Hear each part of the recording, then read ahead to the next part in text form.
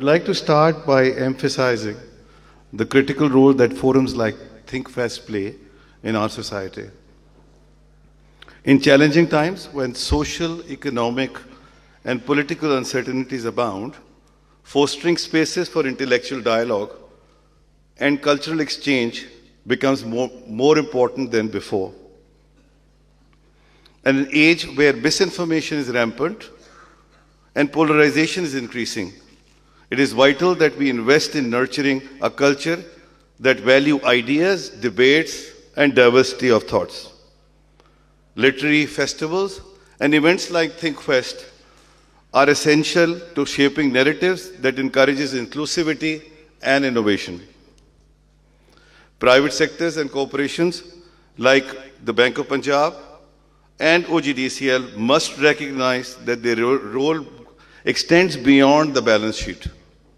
They're part of the social fabric, and their commitment to fostering intellectual growth directly impacts the prosperity of the communities they serve, and that drives sustainable long-term economic social progress. With that, let me now turn to the pressing issue at hand, the economic stability of Pakistan and structural reforms required. Over the next 2 days, we will have the opportunity to engage with some of the sharpest minds around the world to tackle critical themes shaping Pakistan's trajectory: fiscal reforms, export competitiveness, sustainable development, international relations, governance, and social equity. Ladies and gentlemen, Pakistan's economy is at a breaking point, and the cost of inaction of fixing it is unthinkable. Without decisive structural reforms, we risk a spiral of economic stagnation, rising inequality, and social unrest. But history tells us that moments of crisis are also opportunities for transformative change. This is our moment, perhaps. Let's grab it with both the hands. At the heart of Pakistan's economic woes lies a bloated fiscal imbalance. The country spends far more than it earns, and composition of spending is deeply flawed. Subsidies, instead of lifting the vulnerable, overwhelmingly benefit powerful lobbies across. This distortion perpetuates rent-seeking and undermined productivity. Following are my key recommendations for further debate and discussions in this context during the conference, particularly in the session with the Secretary of Finance. How to shift the untargeted subsidies to smart, time-bound interventions. I must mention, by the way, the credit goes to Yaqub for dragging everybody along, especially the people who generally shy away from the camera, like Secretary of Finance and Secretary FBR and all. All credit to him. How to move away from accounting mindset to a strategic and out-of-the-box solutions for debt management and the affairs of finance division. I must look forward to what Finance Secretary has to say about it. Align fiscal and monetary policies to mitigate the impact of debt-driven inflation and debtflation that neutralizes monetary tightening efforts. Devolution of financial and political power with inherent benefits of efficiency and accountability. The China model may be mooted. Low savings and investments, a cultural issue, or economic, or for that matter social, must be talked about.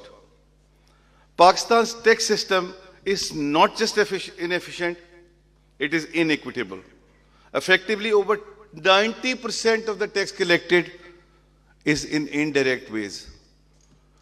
Result is that it disproportionately affects the poor. I will soon be writing about my theory of fountainhead and pond analogy, describing the source of problem and its manifestation on the economy overall, where 52% of the GDP is out of the tax ambit. Suggestion for the session for Chairman FBR, well, to start with the elephant in the room, is there a need to implement a progressive wealth tax targeting high-value, untaxed real estate, agriculture holdings, and luxury assets. Thomas Piketty's Time for Socialism may be a reference point. We all know that substantial work is being done on digitization of tax system. However, the challenge to access the treasure trove, data from utilities, banks, telcos, may remain a challenge, and how to overcome that challenge. With an estimated infrastructure financing gap of $10 billion annually, Pakistan cannot solely rely on public funds. Public-private partnership offer a proven model to leverage private capital and expertise. In this respect, would suggest following areas to be covered for discussion. Streamlining the existing PPP frameworks across the governments, receding from conventional PSDP and ADP. I would like, the speakers today, the panelists to talk about the side effects of PSDP and ADP too. How to target high-impact sectors like logistics, renewable energy, digital infrastructure, and most importantly, social sector through PPP mode. Reform, ladies and gentlemen, cannot succeed without systemic tweaking in the prevailing governance layout and framework. In this space, would like to see on strengthening regulatory independence across all regulators, establishing regulators where they are missing, how to make them inclusive institutions in the words of Robinson and Ajmolo, what's the optimal level of regulations which leaves enough room for innovation. Is there a process of evolution there? How to leverage technology and promote financial inclusion, and most importantly, the nexus of digital, social media and economy. Last but not the least, turn the plans into action. What can we learn from others who have done it successfully? Ladies and gentlemen, inclusive reforms are always burdensome across the societies and requires collective ownership. In recent times, there has been extensive discussions about various charters. The charters of democracy, the charter of economy, the charter of business. However, none have materialized, arguably due to lack of public buy-in.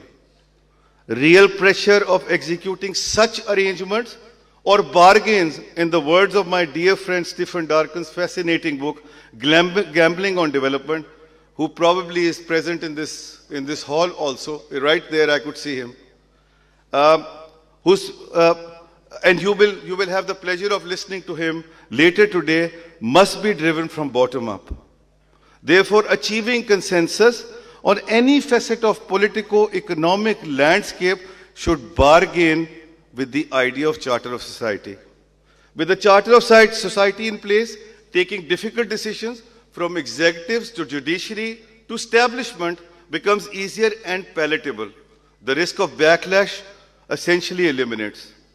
Let's hope and wish that in the next 2 days, through this eminent platform of ThinkFest, we make progress and travel towards arriving at a harmony on the way forward for transforming our economy, our society, for a better Pakistan, and for our future generations. Thank you very much.